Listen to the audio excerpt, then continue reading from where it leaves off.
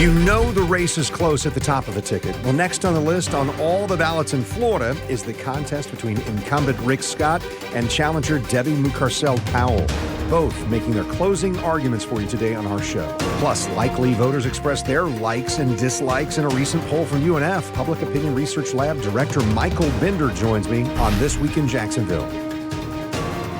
Thanks for being with us today. So Florida, 6 statewide amendments on the ballot. The other thing on every ballot in Florida includes the run for U.S. Senate. Republican Rick Scott running for re-election and joins us in studio. So, Senator, thanks for being with us. 6 years in the Senate following 8 years as a governor. We would call this the softball, but this is the campaign question. Why should people re-elect you? Well, first I should think whether I've done what I said I was going to do. You know, I said we were going to get 700,000 jobs in 2010. People said, well, at least that guy's got a plan because the economy wasn't good. We did. We got 1.7 million jobs in the Senate. It's been harder, I can tell you that, to get things done. If your federal government's pretty messed up, but if you want inflation to come down, you got to balance the budget. Okay, I balance the budget every year as governor. Florida had not balanced the budget before I became governor for 20 straight years.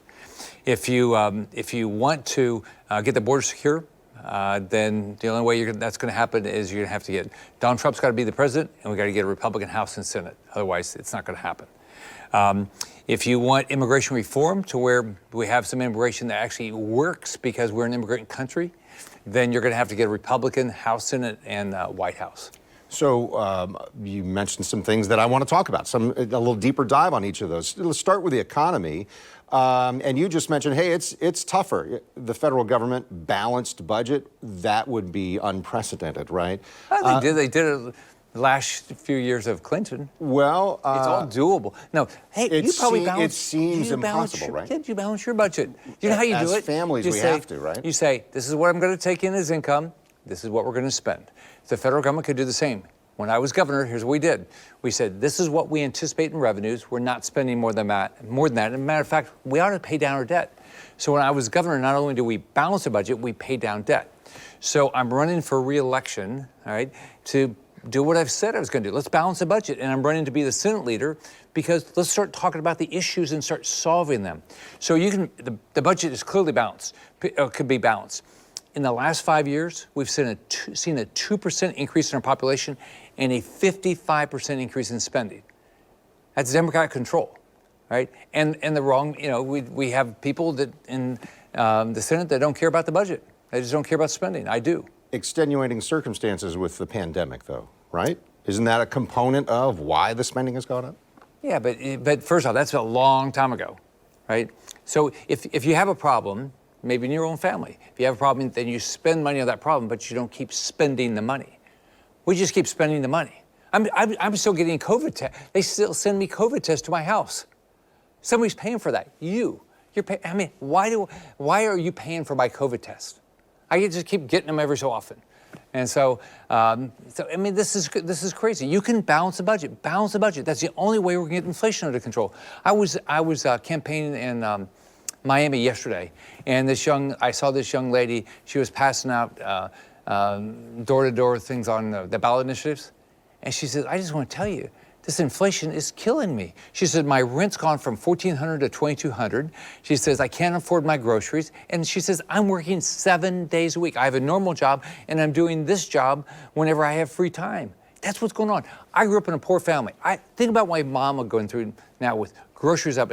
It's probably, they say 22%. It's up 30+%. Go to the grocery store. Look at gas. Look at rent. Look at car. Look at interest expense. It's impossible to miss it. Yeah, I mean, yeah. It it's all because your government will not live within its means. So economy is certainly something that voters say is important. Also saying that immigration is. So let me ask you about your plan for securing the border and dealing compassionately with migrants. Right. First off, we're an immigration state.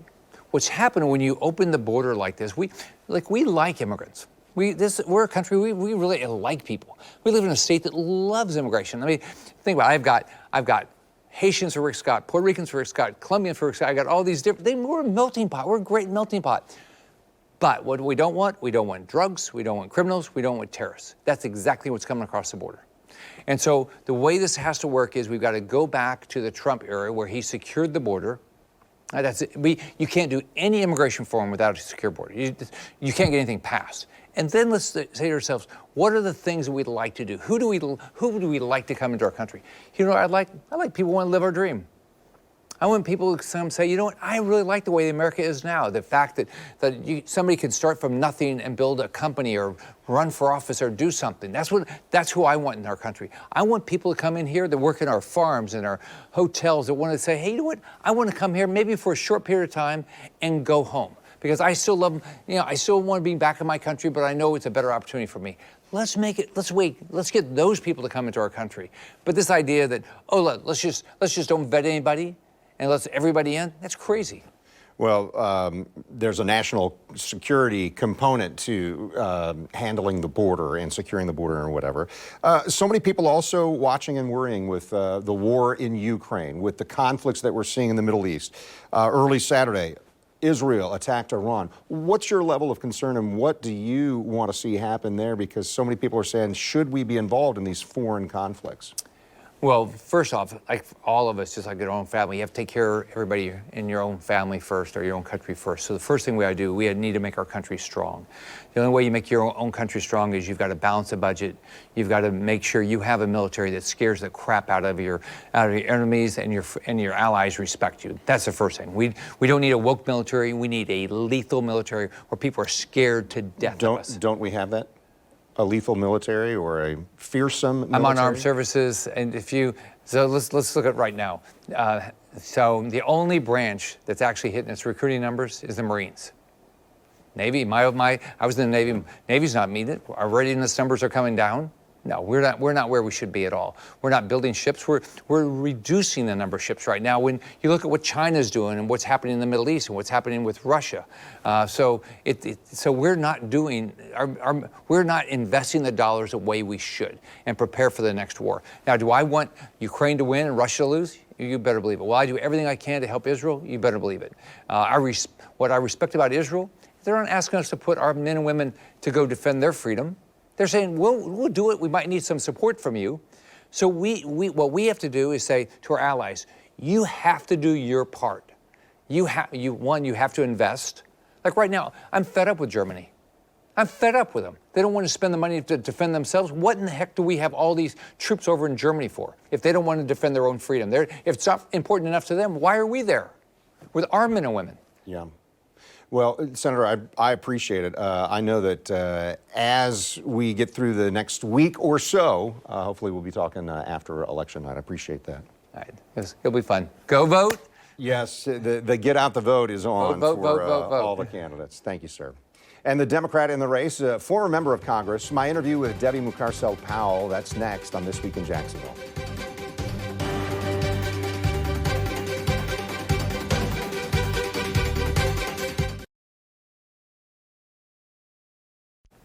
You're watching This Week in Jacksonville with Kent Justice. Democrat Debbie Murcasel-Powell is a former congresswoman challenging for Rick Scott's Senate seat. We introduce you to her after speaking with her for the first time this week here in studio. You know, I'm someone that had the incredible privilege of coming here when I was very young. My mother brought me and my sisters for opportunities, for safety, and I started working at a minimum wage job when I was 15, and because of those opportunities and what an incredible country this is, I was able to graduate from college. I became an associate dean at FIU in South Florida at the medical school, working to expand access to healthcare. And in South Florida, the community needed change and sent me to serve in Congress. And only in this country does somebody like myself have that incredible honor of serving. And what I would say is I have been here for so long, and I've been traveling the state for a long time now. For a few years, I was working with Giffords, working on reducing gun violence in our communities, a nonprofit organization that works on that. And I realized how difficult it was becoming for so many Floridians, and I understand that because I've seen those struggles myself, living paycheck to paycheck, not knowing how you're going to pay for your groceries. The price of medicine is high, healthcare inaccessible. No support for seniors like my mom who lives with me. She relies on her Social Security check and Medicare, and thank goodness that my sisters and I are able to take care of her. But I don't know what she would do if we weren't able to help her. And we have so many challenges. And right now we have someone in Rick Scott who's been in office now for 14 years. He's been in government for 14 years.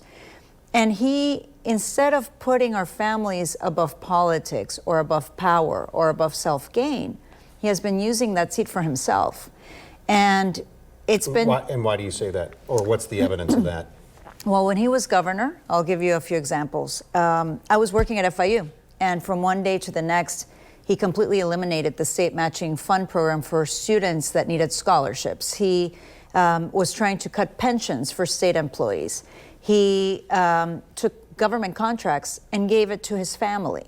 And the property insurance crisis that we're facing right now began under Rick Scott. If you remember, he's taken millions from insurance companies and used $53 million of the public option and then gave it to some private insurance companies that had contributed to his campaign.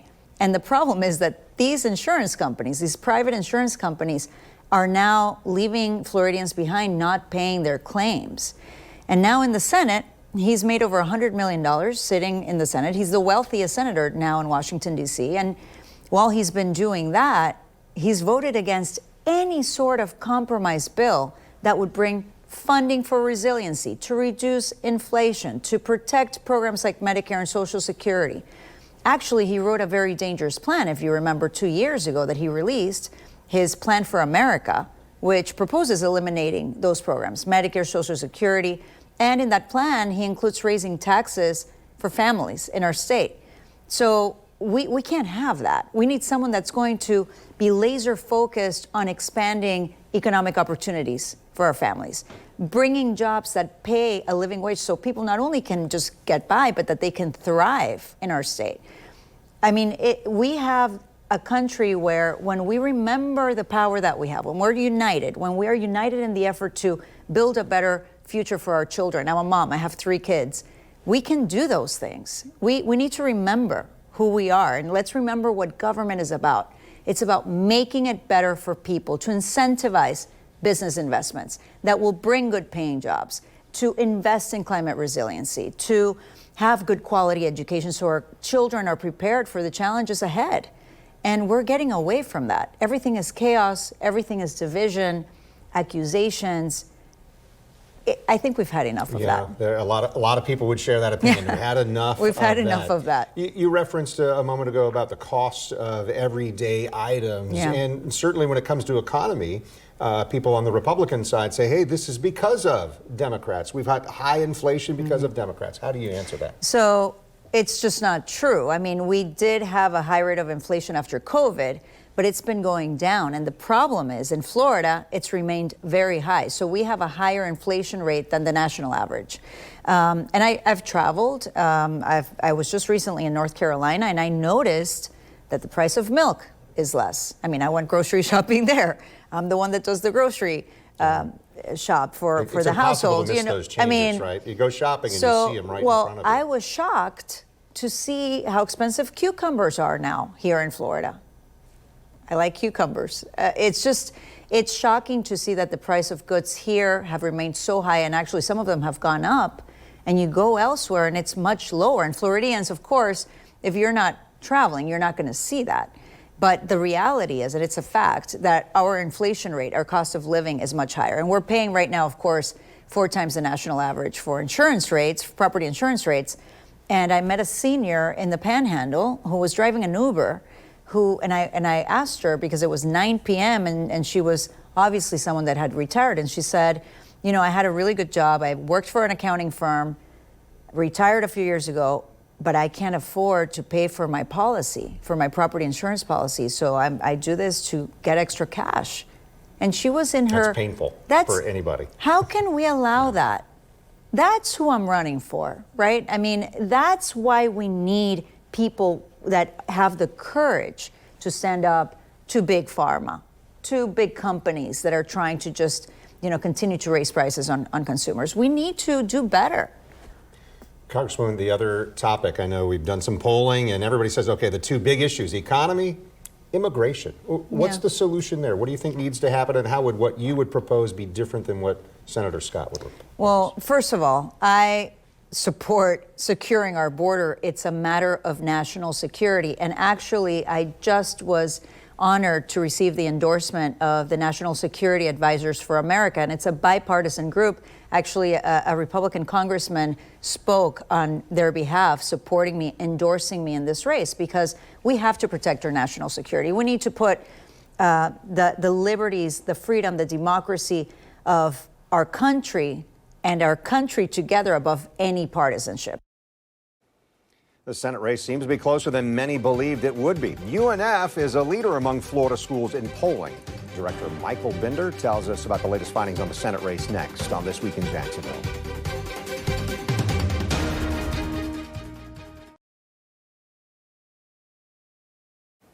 You're watching This Week in Jacksonville on Channel 4. UNF's Public Opinion Research Lab released new polling results recently. Lab Director Dr. Michael Binder spoke with me this week and says in the race for the U.S. Senate that we're focused on today, the trend was surprising to him. So we had that race really close. We had Scott up 3 over Murcasel-Powell, which in a state like Florida where registration is so heavily Republican, and in that exact same poll we had Trump plus 10.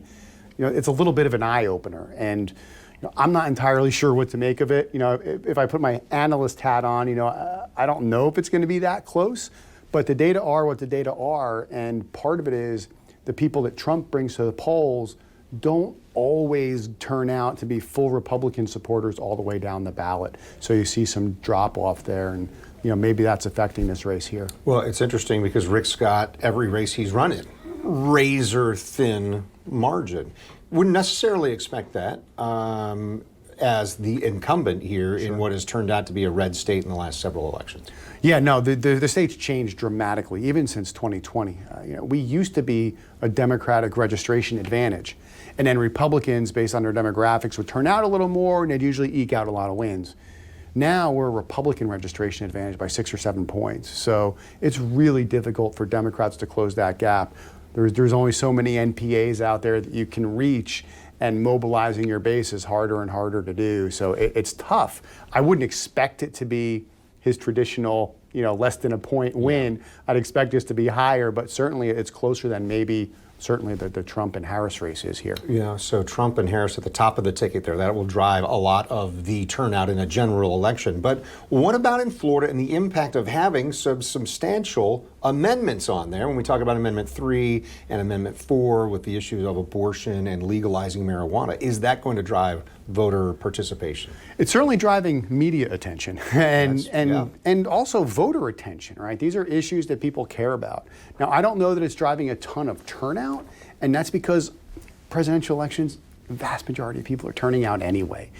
Now, what will that do? Will that have people thinking about the elected offices in the frame of these issues, which tend to be very popular? Even Amendment 4, which we had polling at about 60%, it's on the edge because you need 60% for ballot measures to pass in this state. But if you're a Democrat and you have people thinking about abortion rights protections and recreational marijuana, which are popular, typically, and as we've seen from the governor's campaigning, contrary to the Republican viewpoint, maybe you can turn a couple of votes down ballot and that could help you out. Yeah. When it comes to those issues, as you mentioned, the amendments need 60% in order to pass. The polling that you've done, how does it compare, the most recent poll, to what you'd seen previously? So for Amendment 3 with the marijuana, it's very similar. We were at 64 last time. Now we're at 66% support. It hasn't really changed very much. Where we've seen the action is really with Amendment 4 and abortion. When we polled back in July, it was at 68, 69%, which is really high, the highest we ever had it.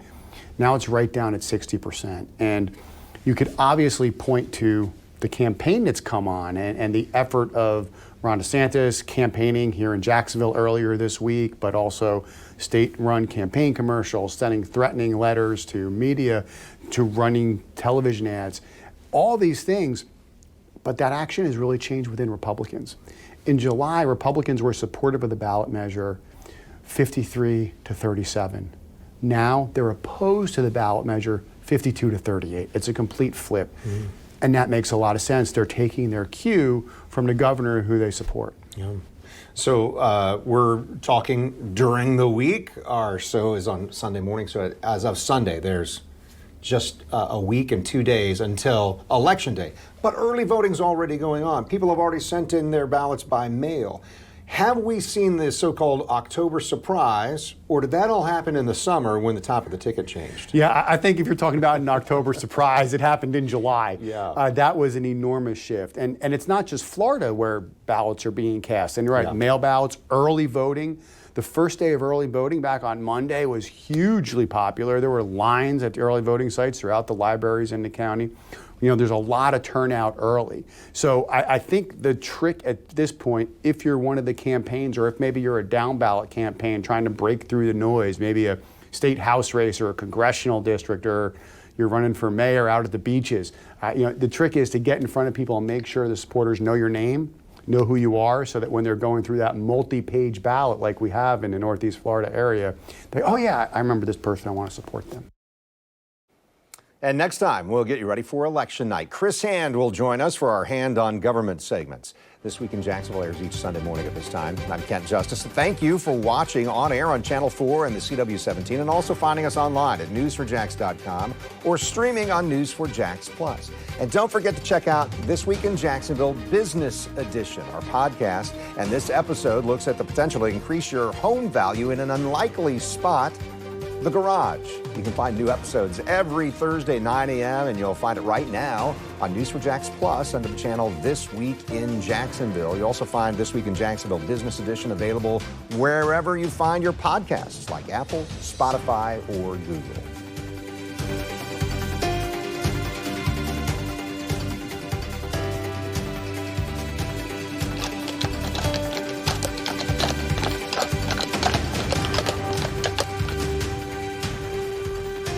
See why every day more people are choosing News4Jax, Northeast Florida and South Georgia's #1 source for local news.